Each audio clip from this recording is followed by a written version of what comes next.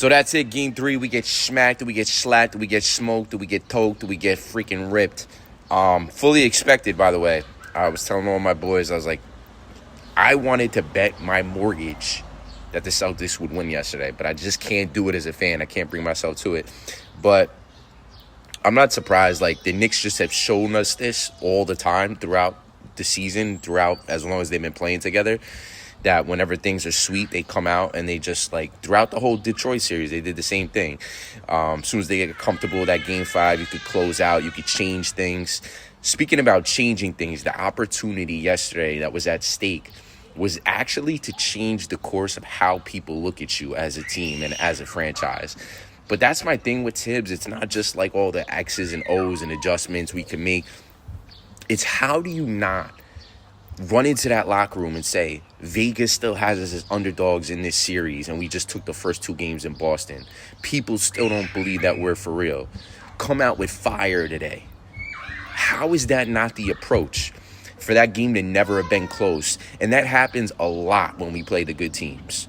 Because the good teams, they know how to make the extra pass. They find the wide open guys before you blink your eyes. You're down 16 at the end of the first quarter and you're barely putting up any points, which is disgusting. It's disgusting, honestly. It's not the fact that you lose, it's how you lose. But we know that for as many of these as we have, and we have more of these games, unfortunately, against good teams than close games, we also have the close games. How we played OKC in OKC. How we played Boston the last time of the regular season. So we just got to hope that Monday night is one of those games. I think we lose again Monday, and people are like, oh, well, the series is over. That's where I disagree, because I think they play better on the road. I could see them dropping Monday and going to take Game 5 or coming home and taking Game 6. So they either go up 3-2 or go down 3-2 and then tie the series and go Game 7. I think it's going to be a 7-game series.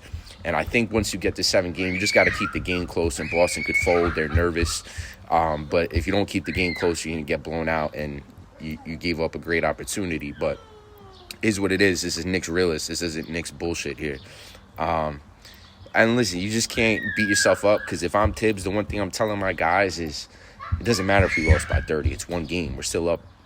We're going to have games in this series where we lose by 30, but we just have to win the games that we're in. The tight games we have to win, because we're going to have games in this series, again, where we lose by 25 because of the way that the style that the Celtics play also. It's going to be a little bit more feast or famine. When the shots are dropping and they're hot, it's just we're going to get blown out. We don't have the offense to compete, and it just is what it is. But when we're in those tight games, we got to take over and get those W's. That's it. Let's go Knicks, baby. It's so